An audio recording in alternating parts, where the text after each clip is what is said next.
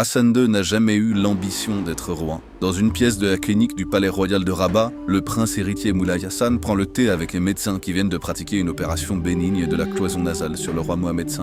Le calme et la décontraction régnaient. Quand soudain, le visage décomposé, l'anesthésiste qui était resté au chevet du roi pénètre dans la pièce.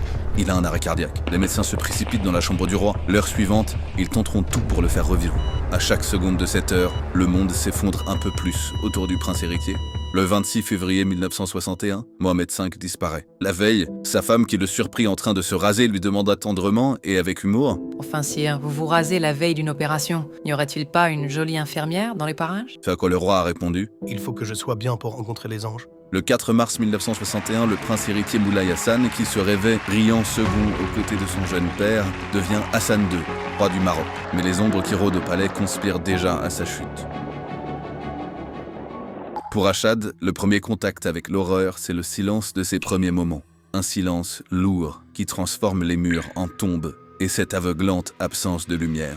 Dans cette obscurité et ce silence, des images heureuses repassent comme un chant de cygne. Les épouses et les enfants, une nuit d'été, une randonnée avec les copains, la naissance de son fils qu'il n'a pas pu voir. Pour ne pas céder à la panique écrasée par le silence, Achad s'allonge à tâtons sur la dalle en béton qui fait office de couchette, avec ses vieilles couvertures dont l'odeur se devine.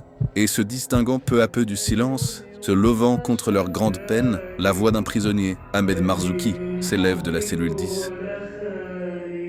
Ahmed Marzouki a 23 ans quand il rejoint, au début de l'année 1970, l'école d'Aer Moumou en tant qu'instructeur militaire. Mais plutôt que d'arriver dans une école, il arrive dans un gigantesque chantier, animé par l'autorité extrême de son pharaon, son directeur, le commandant Mohamed Ababou. Ababou, c'est un rifin de 36 ans et père de 4 enfants. C'est aussi le 3e officier de sa fratrie, un surdoué quand il s'agit de former des troupes. Aer Moumou, c'est son royaume, à 1134 mètres d'altitude, surplombant une vallée féerique et à l'ombre du géant blanc, le mont Bouiblan.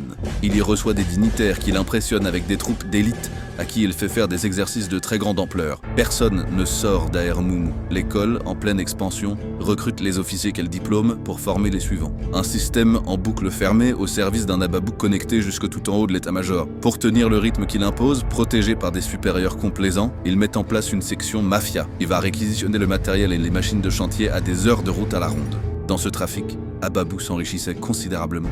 Ababou atteint le grade de lieutenant-colonel en mars 1971. Lors de la somptueuse réception organisée, il reçoit de ses hommes des macarons de colonel en or massif. Et dans son discours, il annonce à ses troupes réunies que leur programme d'entraînement va s'intensifier beaucoup. Ababou se forge une force armée fidèle qui s'entraîne jour et nuit. Une armée qui ne répond qu'à lui. Une armée qui, le jour J, obéira sans oser de questions.